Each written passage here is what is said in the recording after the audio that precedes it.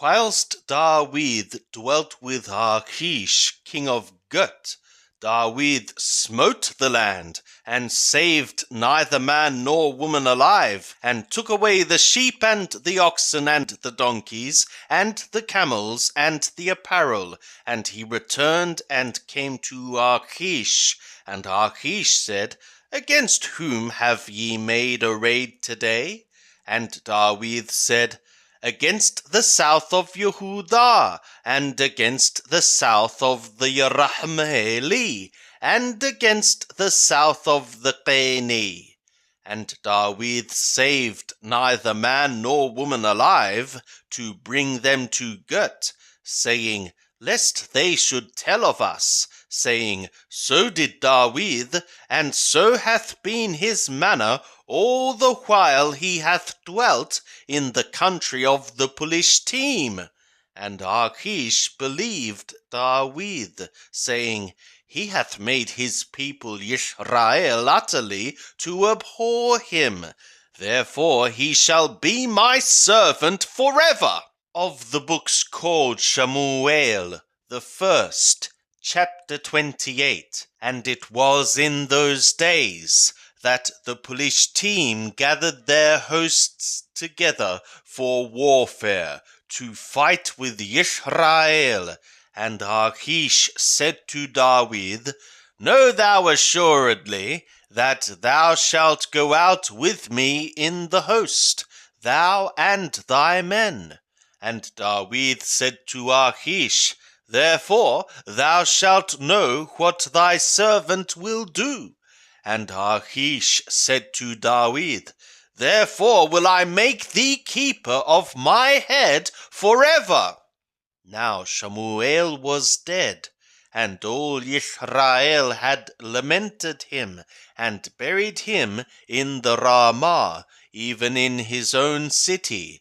And Shaul had put away those that had familiar spirits, and the wizards out of the land. And the Pelishtim gathered themselves together, and came and encamped in Shunam. And Shaul gathered all Israel together, and they encamped in Gelabor. And when Shaul saw the host of the Pelishtim, he was afraid, and his heart trembled greatly. And when Shaul enquired of Yahweh, Yahweh answered him not, neither by dreams, nor by Urim, nor by prophets. Then said Shaul to his servants, Seek me a woman that hath a familiar spirit, that I may go to her, and enquire of her. And his servants said to him, Behold, there is a woman that hath a familiar spirit at Ain Dor. And Shaul disguised himself, and put on other raiment, and went, he and 2 men with him. And they came to the woman by night. And he said, Divine to me, I pray thee, by the familiar spirit, and bring me up whomsoever I shall name to thee.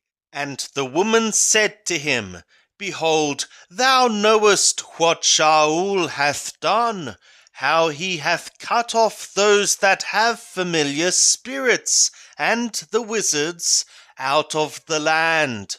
For what reason then layest thou a snare for my soul, to cause me to die? And Shaul swore an oath to her by Yahweh, saying, As Yahweh liveth, there shall no punishment happen to thee for this thing. Then said the woman, Whom shall I bring up to thee? And he said, Bring me up Shamuel. And when the woman saw Shamuel, she cried with a loud voice. And the woman spoke to Shaul, saying, Why hast thou deceived me? For thou art Shaul. And the king said to her, Be not afraid, for what seest thou? And the woman said to Shaul, I see a God coming up out of the earth. And he said to her, What form is he of? And she said, An old man cometh up. and he is covered with a robe. And Shaul perceived that it was Shemuel, and he bowed with his face to the ground, and did obeisance. And Shemuel said to Shaul, Why hast thou disquieted me to bring me up? And Shaul answered, I am sore distressed, for the Philistine make war against me, and God is departed from me, and answereth me not any more, neither by prophets nor by dreams. Therefore I have called thee, that thou mayest make known to me what I shall do. And Shemuel said, For what reason then dost thou ask of me, seeing Yahweh is departed from thee, and is become thy adversary? And Yahweh hath done to thee as he spoke by me, and Yahweh hath torn the kingdom out of thy hand, and given it to thy neighbor, even to David, because thou obeyedst not the voice of Yahweh, and didst not execute his fierce wrath upon Amalek.